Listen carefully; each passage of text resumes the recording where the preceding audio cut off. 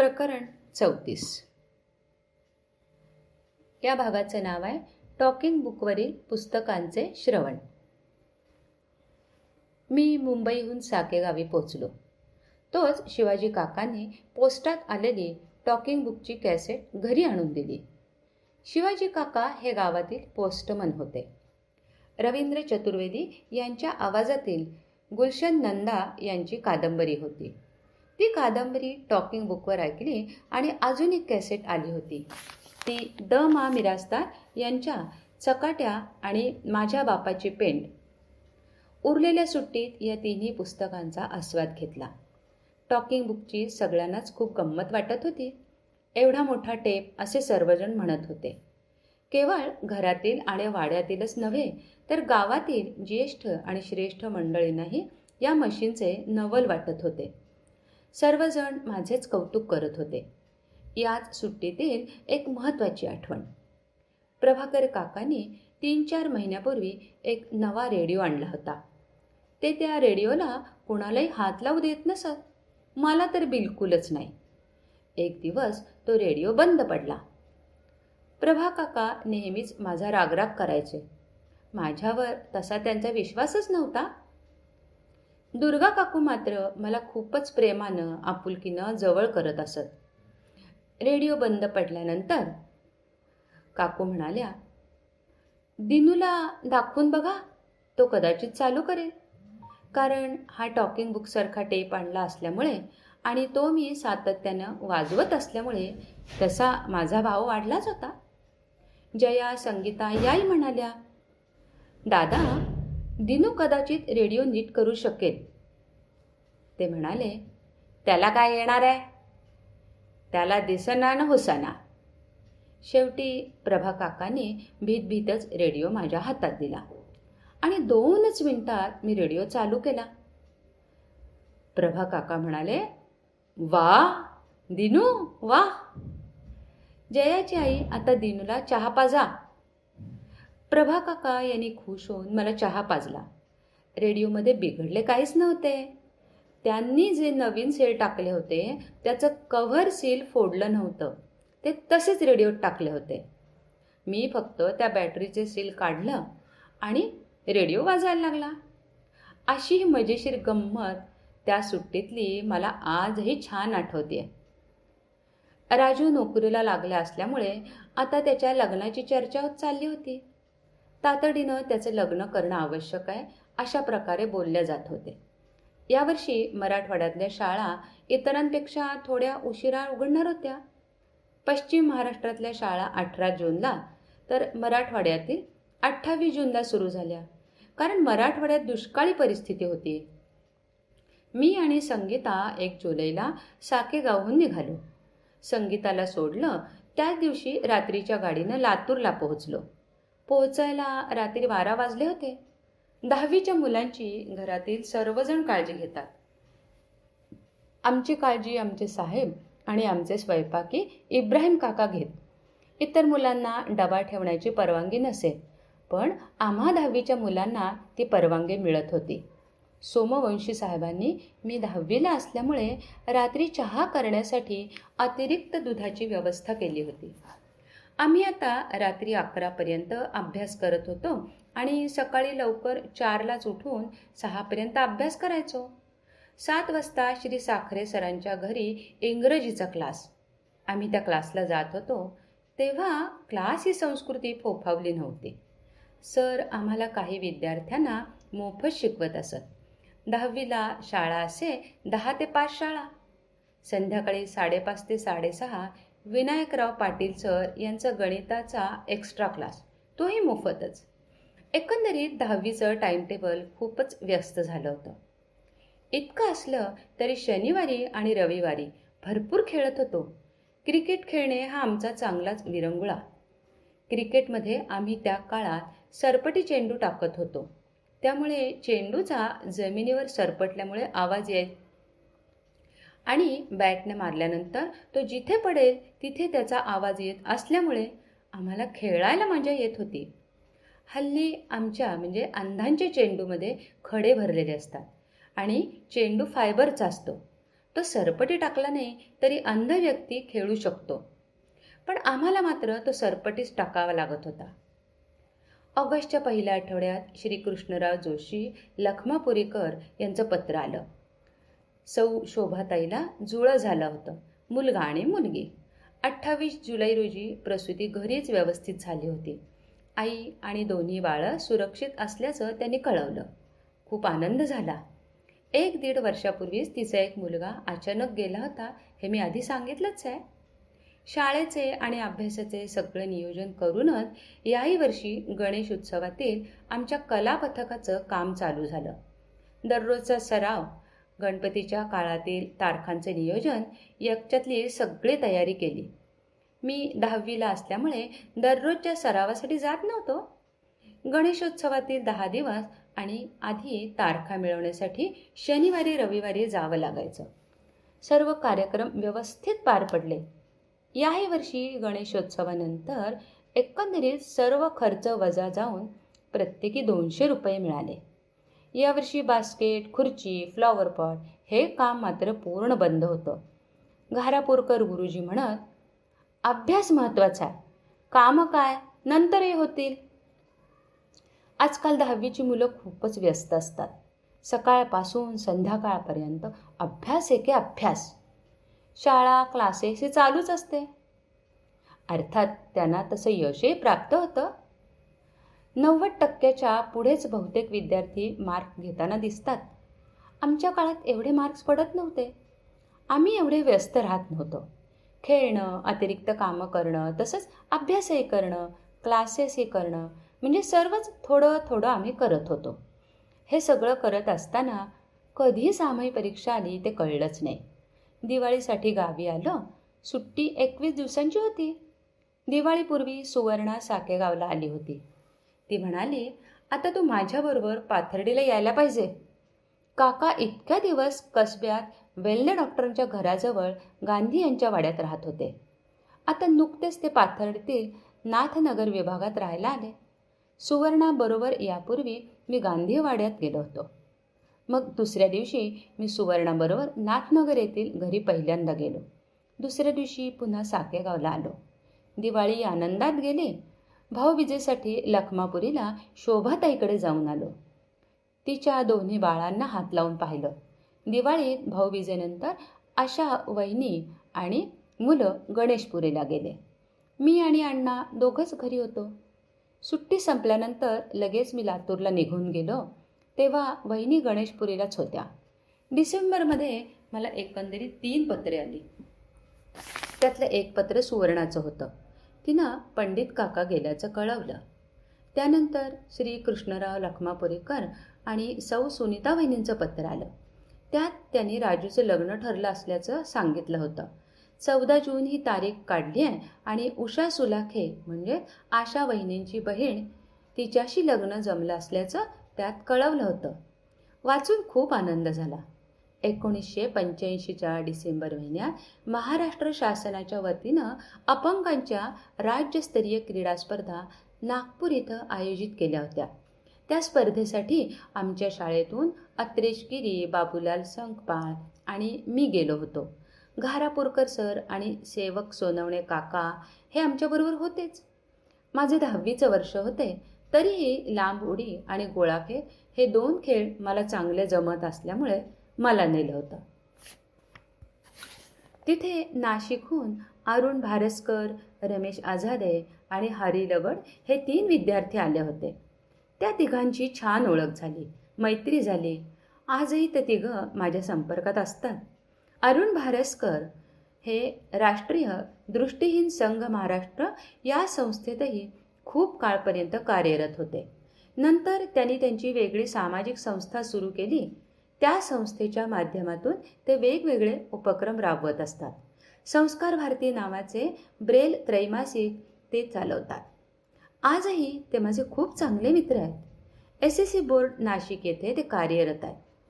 नागपूर इथं आम्हाला क्रीडा स्पर्धेत नैपुण्य मिळालं नाही. माझे वर्गमित्र राजू शहाणे, मधुकर राऊत, धनंजय साखरे, बालाजी चापुरीकर अभ्यासात मदत करत होते. वाचून दाखवणे, झालेल्या अभ्यासावर चर्चा करणे हे सगळं चालू असताना 10वीची पूर्वपरीक्षा आली. पूर्वपरीक्षेचे पेपरसुद्धा छान लिहिले. सर्व विषयात सेकंड क्लास मिळाला. त्यानंतर श्री साखरे सरांनी सगळ्यांशी चर्चा केली आणि समीक्षण केलं. त्यात ते मला म्हणाले, तू नुसतं बोलतोस, अभ्यास करत नाहीस. मी म्हणालो, मला किती मार्क्स पडतील असं तुम्हाला वाटतं सर? ते म्हणाले, तू पास होशील असंही मला वाटत नाही. सरांचं असं बोलणं अर्थात माझ्या कोणत्याच मित्रांना आवडलं नाही. सरांचा पुतण्या धनंजय साखरे माझ्या वर्गात होता. तो माझा मित्र होता. तोही रूमवर येऊन सरांनी असं बोलायला नको होतं असं म्हणाला. त्यामुळे मला धीर आला. मी झटून अभ्यास केला. मार्चच्या 19 तारखेपासून 10वीची परीक्षा सुरू झाली. 9वीचा विद्यार्थी माझा लेखनिक म्हणून ठरवला होता. सर्व पेपर उत्तम गेले आणि सुट्टी लागली. प्रकरण 34 इथेच संपलंय. प्रकरण 35 अविस्मरणीय निरोप समारंभ. 10वीची परीक्षा संपली. एक खूप मोठं ओझं डोक्यावरून खाली उतरलं असं वाटलं. सगळे पेपर खूप छान गेले. सगळ्या विषयात किमान 60-65 मार्क पडतील असा अंदाज होता. केवळ रसायनशास्त्राचा पेपर आणि भौतिकशास्त्राचा पेपर खूप अवघड गेला होता. त्यात पास होईन की नाही अशी भीती वाटत होती. तेवढं एक टेन्शन सोडलं तर बाकी छान वाटत होतं. दरवर्षी परीक्षा संपली की लगेच साकेगावी जायचे वेध लागत. दुसऱ्याच दिवशी गावी निघत असे. यावेळेस मात्र वसतिगृहातून पाय निघता निघत नव्हता. 9 वर्षे इथं राहिलं असल्यामुळे आणि परत इथं राहता येणार नाही ही एक हुरहुर मनाला लागलेली होती. तसंच दुसरं असं की एक मोठं काम हरिश्चंद्र पवार यांच्याकडे आलं होतं. त्यामुळे आम्ही दोघं मिळून ते काम पूर्ण करणार होतो. सर्व काम माझ्या खोलीत 94वरच आलं होतं. 30 खुर्च्या होत्या, त्या 15 दिवसात संपवाव्यात आणि 16-17 एप्रिलला गावी जावं असं ठरवलं होतं. गेल्या 9 वर्षातील आठवणी मनात रुंजी घालत होत्या. त्यातील काही आठवणी इथे देतोय. ऑगस्ट 1977ला मला इथं आणून सोडलं तेव्हा मी चिखलाचा गोळा होतो. आज नाही म्हटलं तरी थोडा तरी त्या गोळ्याला आकार आल्यासारखं वाटत होतं. मला इथं सर्वांनी संस्कारित करण्याचा जीव तोडून प्रयत्न केला होता. शासकीय अंधशाळा लातूर इथला सर्वच शिक्षकवृंद, अधीक्षक, कर्मचारी वर्ग, श्री शिवाजी विद्यामंदिर हायस्कूल इथले सर्व शिक्षकवृंद आणि कर्मचारी वर्ग, इतर सगळ्यांचा यात समावेश होता. आमच्या वर्गातील माझे वर्गमित्र अंध आणि डोळस काहींचा उल्लेख वर वारंवार आलाच आहे. त्यांची तर मला मदत होतीच. त्याचप्रमाणे आमच्या वर्गातील भगिनी मंडळाची देखील खूप मदत होती. तबस्सुम काजी ही अत्यंत हुशार विद्यार्थिनी. ती आमच्या शाळेच्या जवळच राहायची. ते संपूर्ण कुटुंब खूप सुशिक्षित आणि सुसंस्कृत होतं. तिचे मोठे भाऊ सलाउद्दीन हे आमच्यापेक्षा 4 वर्ष पुढे, तर एक बहीण फरीदा ही 2 वर्ष पुढे होती. तर तिची लहान बहीण आमच्यापेक्षा 2 वर्ष मागे. तिची आजी, आई, बाबा हे सगळेच खूप समजूतदार आणि सुसंस्कृत असे होते. त्या कुटुंबाची आम्हाला नेहमीच मदत व्हायची. त्यांच्या नळाला 24 तास पाणी असल्यामुळे आम्ही विद्यार्थी पाणी पिण्यासाठी त्यांच्या कंपाऊंडमध्येच नळावरच जात होतो. गृहपाठाचे डिक्टेशन घेणं हे सगळं बसून आनंदाने करत असू. तसंच साखरे सरांची मुलगी अर्चना ही सुद्धा आमच्याच वर्गात. वेळोवेळी सगळ्याच मुलींची मदत होते आणि आमच्याकडे शासकीय पुस्तकं असायची, त्यात गाईड अपेक्षित याची सुद्धा त्यांना आमच्याकडून मदत व्हायची. कधीकधी काही गमती होत. एकदा मधल्या सुट्टीत मी आमच्या वर्गाच्या मागे बसलो होतो. माझ्याबरोबर आमच्या वर्गातील 2 अंध मित्र होते. माहीत नाही माझ्या मनात काय आलं. बडे दिलवाले हे जे हिंदी चित्रपटातलं गाणं आहे ते मी गुणगुणत होतो. नंतर वर्ग भरला. वर्ग भरल्यानंतर आमच्या वर्गात एक सुरेखा बडे नावाची मुलगी होती. तिने श्री एखंडे सरांकडे माझी तक्रार केली. सर, दिनेश माझ्याकडे बघून बडे दिलवाले असं गाणं म्हणतो. ही तक्रार ऐकताच वर्गातील सर्व मुले आणि मुलीसुद्धा जोरात हसल्या आणि सरांनी सुद्धा तिला चांगलंच झापलं. दिनेश तुझ्याकडे बघून कसा म्हणेल ग गाणं, असं सर म्हणाले. तरी ती तिचा हेका सोडायला तयार नव्हती. ती म्हणाली, माझा आवाज ऐकल्यानंतर तो असं म्हणाला. पण तिच्या त्या तक्रारीत काहीच दम नसल्यामुळे विषय तिथेच मिटला. एकदा मधल्या सुट्टीनंतर मला वर्गात जायला उशीर झाला. तेव्हा एका दुसऱ्या मुलालाही उशीर झाला होता. तो धावत माझ्याजवळ आला आणि मला घेऊन वर्गात गेला. त्याला असं वाटलं की मी अंध विद्यार्थ्याबरोबर वर्गात गेलो तर सर मला काही बोलणार नाहीत. त्याचा हेतू साध्य झाला. तो मला तसं म्हणालाही होता. त्यानं मला माझ्या जागेवर बसवून तो त्याच्या जागेवर जाऊन बसला. सगळा वर्ग शांत होता, कारण आम्ही वर्गात जाण्यापूर्वीच सर वर्गात आलेले होते. अचानक सरांनी त्यांच्या हातातील छडी एका मुलाला जोरात फेकून मारली. पुन्हा सर त्याच्याजवळ गेले आणि त्याला बडवायला लागले. सरांनी त्याला विचारलं, बोल, मी तुला का मारतोय? मग त्या मुलाने कबुली दिली. तो मुलगा म्हणजे मला जो मुलगा घेऊन आला होता त्याच मुलाला म्हणाला होता, आलं लोढणं घेऊन. म्हणजे त्याने मला लोढणं असं म्हटलं. सरांना हे बिलकुल आवडलं नव्हतं आणि म्हणून सर त्या मुलाला मारत होते. आमची 10वीची पूर्वपरीक्षा झाल्यावर आणखीन एक किस्सा घडला होता. आदरणीय सावळे सरांबद्दल यापूर्वी सविस्तर माहिती दिलीच आहे. पूर्वपरीक्षेचे पेपर दिल्यावर मराठीचे मार्क सांगताना सावळे सरांनी सगळ्या विद्यार्थ्यांचे मार्क सांगितले. माझा एक अंध मित्र बसप्पा कलशेट्टी याला 10वीच्या पूर्वपरीक्षेला मराठी विषयात 7 मार्क मिळाले होते. सरांनी मार्क सांगून प्रत्येकाच्या हातात त्याचा पेपर दिला. तो केवळ आकलन करण्यासाठी आणि काय चुकलंय, कसं लिहिलंय हे समजून घेण्यासाठी दिला होता. पण बसप्पा कलशेट्टीनं तो पेपर हाताने टराटरा फाडला. बसप्पा हा अंध विद्यार्थी होता आणि सावळे सर शक्यतो अंध विद्यार्थ्यांना जास्त मारत नसत. पण त्या दिवशी इतकं बेदम मारलं, हा बसप्पा अक्षरशः धायमुकलून रडत होता.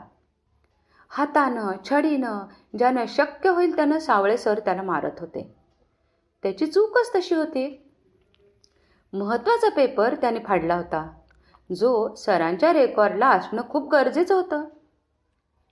माझ्या अंधशाळेतील 3 वर्ष हे 1ली, 3री आणि 4थी. यामध्ये मी घारापूरकर सरांचा मार खाल्ला.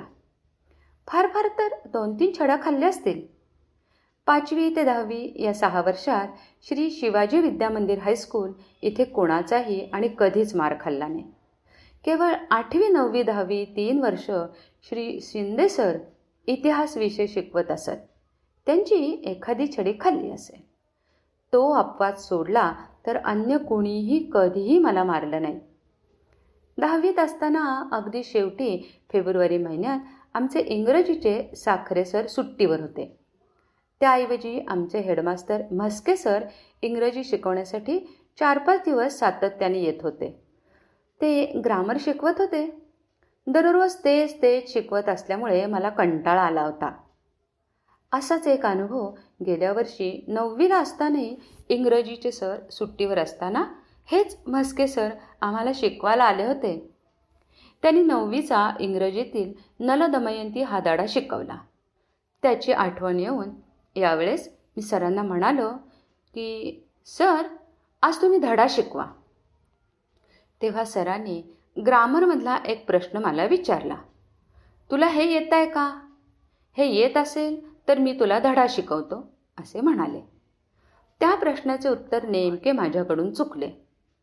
तेव्हा सरांनी चांगलाच धडा शिकवला. न भूतो न भविष्यती मला मारले होते. हातानं, छडीनं, डोक्यात, पाठीवर, हातावर, जिथे शक्य होईल आणि जितका वेळ मारता येईल तितकं मारलं. हा एकच मार अविस्मरणीय आहे.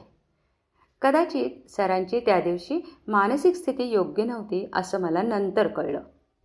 वर्गातील माझ्या सर्व मित्रांनी तसंच श्री शेरखाने सरांनी या कृतीचा निषेध केला होता हे चांगलं आठवत आहे. 19 फेब्रुवारी 1986 आमच्या वार्षिक परीक्षेपूर्वी 1 महिना आमच्या वसतिगृहानं आम्हा 10वीच्या मुलांना निरोप दिला. तो प्रसंग देखील हृदयद्रावक असाच होता. त्या दिवशी दिवसभर विद्यार्थी दिन पाळला गेला होता. आम्ही 10वीचे विद्यार्थी लहान विद्यार्थ्यांना शिकवत होतो.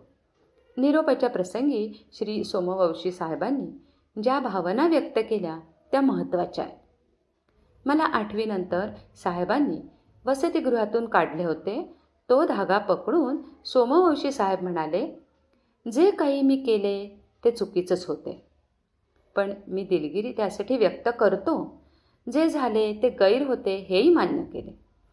तसेच आपल्या शाळेतील जुने विद्यार्थी श्री चंदबस पाटू आणि गंगाराम कैले हे मुंबईत जाऊन मोठ्या पदावर कार्यरत आहेत. तुम्ही तसंच करा असा तोंड भरून आशीर्वादही सोमवंशी सरांनी दिला. सर्व शिक्षकांनी आम्हाला निरोपाच्या वेळी भरभरून प्रेम आणि आशीर्वाद दिले. दुर्दैवाने 31 मार्च 1986ला म्हणजे या निरोपानंतर 1 महिन्यातच सोमवंशी साहेबांवर बडतर्फीची कारवाई आली. 2003ला आदरणीय सोमवंशी साहेब अपंग उपायुक्त अधिकारी या पदावरून सेवानिवृत्त झाले. आजही साहेबांचं मला मार्गदर्शन लाभतं. लातूरला गेल्यावर मी त्यांना आवर्जून भेटतो. नुकताच त्यांचा सहस्त्रचंद्र दर्शन हा सोहळा संपन्न झाला. प्रकरण 35 इथेच समाप्त. प्रकरण 36. या प्रकरणाचे नाव आहे काकांनीच शाळेत प्रवेश मिळवून दिला. हरिश्चंद्रकडे जे काम आले होते ते अंदाजापेक्षा थोडं लवकरच संपलं. 12 तारखेला मी मावशीकडे गेलो. काकांनी पेपर कसं गेले वगैरे चौकशी केली. मी म्हणलं सर्वच पेपर छान गेले, परंतु रसायनशास्त्र आणि भौतिकशास्त्र खूप अवघड गेल्या. पुढे काय? जर पास झालोच तर गावीच 11वीला प्रवेश घेईन. काका म्हणाले, लातूर किंवा एखाद्या शहरात पुणे, मुंबई इथे कॉलेज केलं तर चालणार नाही का? मी म्हणालो, गेली 9 वर्ष घरापासून गावापासून लांब आहे, त्यामुळे गावच्या लोकांना अंध देखील शिकू शकतो या संदर्भात मला तिथे जागृती करायची आहे. ग्रामीण भागात लोकांना असं वाटतं की अंध जन्माला आला किंवा दुर्दैवानं अंधत्व आलं तर त्याचा काहीच उपयोग नसतो, तो काहीच करू शकत नाही, आणि म्हणून ग्रामीण भागात अंधांच्या प्रती जाणीव जागृती व्हावी असं मला वाटतं. मला इथे शाळेत प्रवेश घेण्यासाठी काकांनी विशेष प्रयत्न केले. शाळेत शासनामार्फत माझ्या शिक्षणाची व्यवस्था झाली. वर्षातून केवळ एकदाच मी गावी जात असे. 6वी-7वी नंतर वर्षातून 2दा गावी गेलो हे खरे, पण गावच्या किंवा घरच्या कुणावरच माझी फारशी जबाबदारी पडली नाही. परिवाराचा एक घटक म्हणून घरच्यांवर सुद्धा जबाबदारी असणं आवश्यक आहे असं मला आमच्या गुरुजींनी सांगितलं आहे, आणि म्हणून त्या दृष्टीनं काही काळ घरीच राहून स्थानिक महाविद्यालयात शिकेन असं म्हणतो. काकांना हे सगळं स्पष्टीकरण आवडले. ते म्हणाले, बरोबर आहे, असंच करायला हवं. तुझ्या प्रवेशासाठी मी काही प्रयत्न केले नाहीत. तेथील अधीक्षक माझे विद्यार्थी होते, त्यांनीच मला ओळखलं आणि तुझा प्रवेश निश्चित झाला. रेणुकादास अंबादास धुमाळे हे माझे काका, सर्वांनाच निरपेक्ष वृत्तीनं मदत करत. त्यातलाच हा एक प्रकार. त्यांनी माझ्या प्रवेशाचं श्रेय बिलकुल घेतलं नाही, परंतु ते त्यांचंच आहे. थोर स्वातंत्र्य सैनिक असलेले काका स्वतः कधीही स्वातंत्र्य सैनिक आहेत म्हणून टेंभा मिरवला नाही. 15 तारखेला लातूरहून निघून एकटाच साकेगावी पोहोचलो. लातूरहून येतानाच खुर्ची बनवण्याची वायर गुरुजींकडून घेऊन आलो होतो. वायर उरली नाही आणि मला काम मिळत गेले तर काय करायचे या संदर्भात गुरुजींनी आधीच मार्गदर्शन केलं होतं. या सुट्टीत सुवर्णा साकेगावलाच थांबली होती. तनू, काकू आणि काकांकडे भाईंदरला गेल्या होत्या. मोहन अमरावतीला एका कंपनीत कामाला लागला होता. सुट्टीत राजूचं लग्न होणार होतं. सुवर्णा साकेगावला राहून वहिनींना मदत करणार होती आणि ग्रामीण भागात करावी लागत असलेली कामं वहिनींकडून शिकून घेणार होती. मी आल्यावर 2-3 दिवस शांत चित्तानं विचार केला. आपण नगर जिल्ह्यात कॅनिंगची कामं शोधायला हवीत. कसं शोधायचं? आत्तापर्यंत लातूरला हे काम करत होतो, पण गुरुजींच्या मार्गदर्शनाखाली. काही कामं हरिश्चंद्रच्या माध्यमातून. इथं स्वतः कामं कशी शोधावी याचाच विचार मी करत होतो. शिवाय पाथर्डी, शेगाव ही जवळची शहरं तुलनेनं लहान होती. लातूरला कामं मिळू शकतात. इथे मिळतील की नाही याबद्दल मनात जरा शंका होती. एक दिवस कॅरीबॅगमध्ये जवळ असलेली वायर घेतली आणि नगरला निघालो. नगरला हे काम निश्चित मिळेल अशी खात्री वाटत होती. शेगावला जाऊन नगर बस पकडणार होतो. नगर बसमध्ये चढणार इतक्यात शेगावातच एका सद्गृहस्थांनी मला हातातली वायर पाहून विचारलं की तू हे काम करतोस का? मी हो म्हणालो. ते गृहस्थ म्हणाले की माझ्याबरोबर चल, आमच्या ऑफिसमध्ये 10-12 खुर्च्या आहेत. नगरला जायची बस सोडून दिली आणि त्या व्यक्तीबरोबर पंचायत समिती कार्यालयात गेलो. तिथे खरोखरच 12 खुर्च्या बनवायच्या होत्या. 12 सीट आणि 12 बॅक. त्यातील 7 खुर्च्या व्यवस्थित आणि फक्त कॅनिंग म्हणजे वायर तुटलेली होती. 5 खुर्च्या खूपच खराब झाल्या होत्या. काही खुर्च्यांची लाकडं तुटली होती. सर्व खुर्च्यांच्या लाकडी फ्रेम काढल्या आणि त्या खुर्च्या विणण्यासाठी माझ्याजवळ पुरेशी वायर होती. त्यामुळे काही समस्या नव्हतीच. तुटलेल्या खुर्च्या दुरुस्त करण्यासाठी पाथर्डीच्या सुताराकडे घेऊन गेलो. तेव्हा तो सुतार म्हणाला, तू हे काम व्यवस्थित करतोस का? मी हो म्हणालो. तेव्हा त्यांनी मला सांगितलं, इथल्या स्टेट बँकेत अशा खूप खुर्च्या आहेत आणि त्या तुटल्या आहेत. तिथे समक्ष जाऊन त्या खुर्च्या पहा. योगायोगाने त्याच दिवशी पाथर्डीच्या स्टेट बँकेचीही 50 खुर्च्या दुरुस्त करण्याची ऑर्डर मला मिळाली. पण माझ्याजवळ पुरेशी वायर नव्हती, म्हणून त्याची व्यवस्था करणं आवश्यक होतं. दुसऱ्या दिवशी संध्याकाळी 8:30ची गाडी पकडून मुंबईला जाण्यासाठी तयार झालो. श्री मधुकर चव्हाण यांच्याकडून वायर आणण्याचं गुरुजींनी सांगितलं होतं. मधुकर चव्हाण गुरुजींचे वर्गमित्र. ते मुंबईत विक्रोळी येथील कन्नमवार नगरमध्ये राहत होते. 8:30ची गाडी पकडली. पहाटे 4 वाजता दादरला उतरलो. ही माझी मुंबईची दुसरी वारी होती. त्यामुळे बऱ्यापैकी भीती दबली होती. दादरहून लोकल पकडून वसईत आलो. वसईत मागच्या वेळेला झालेला प्रकार लक्षात असल्यामुळे सावध होतोच. मग बस पकडून गणेशपुरीला सकाळी 7 वाजता पोहोचलो. राजूच्या खोलीवर गेलो, पण राजू त्र्यंबकेश्वरला गेला असल्याचे समजले. मग खोलीची चावी मला मिळाली होती. खोलीत जाऊन आराम केला. दुपारी जेवणासाठी बाळासाहेब सुलाखे यांच्याकडे गेलो. बाळासाहेब म्हणाले, राजूभाऊ आजच संध्याकाळपर्यंत येणार आहे. मग मी म्हणलं, मी विक्रोळीला जाऊन येतो. 2 वाजता विक्रोळीला जाण्यासाठी निघालो. विक्रोळीचा कन्नमवार नगरात तेव्हा एक मुलगा मला भेटला. त्यानं मधुकर चव्हाण या वायर विक्रेत्याचं घर दाखवलं. त्या मुलानं मला विचारलं, आपण काय करता? मी म्हणालो, 10वीची परीक्षा दिली आहे. मीही त्या मुलाला विचारलं, तुम्ही काय करता? त्यानं 6वीची परीक्षा दिली होती.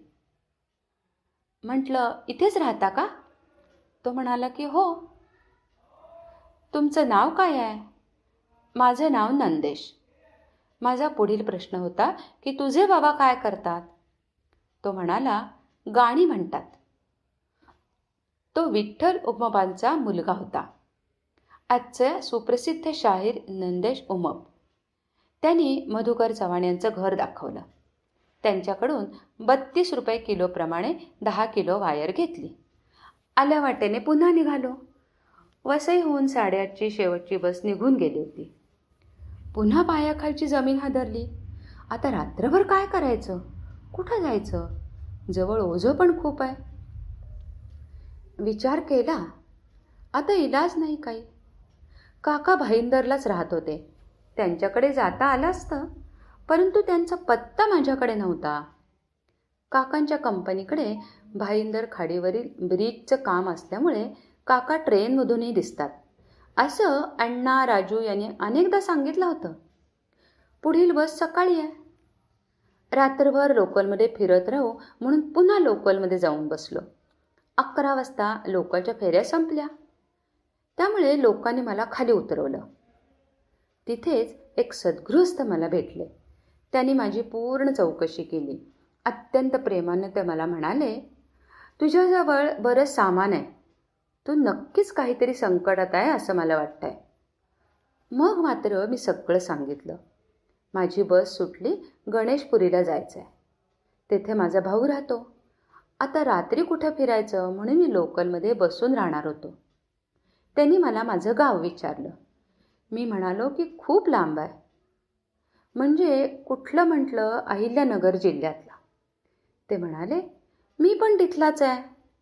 मग त्यांनी गाव विचारलं. मी साकेगाव सांगितलं. तर ते हतराळ येथील होते. हे गाव माझ्या गावाच्या अगदी बाजूला आहे. केदार त्यांचे आडनाव. ते केदार साहेब म्हणाले की पूर्वी आमच्या गावात साकेगावचे बाबू काका देवबाप्पा येत होते आणि आता भगवान काका देवबाप्पा येताच मला खूपच आनंद झाला. मी म्हणालो, बाबू काकांचा मी मुलगा आहे आणि भगवान काका माझे काका आहेत. मग मात्र त्यांनी माझी खूपच छान व्यवस्था केली. ते म्हणाले, मी ड्रायव्हर आहे. मी आता बस घेऊन अलिबाग येथे जातोय. तू आमच्या साहेबांजवळ रात्रभर मुक्काम कर. ते तुझी झोपण्याची व्यवस्था करतील. तिथे SS भोईर नावाचे कंट्रोलर होते. त्यांची रात्रपाळी होती.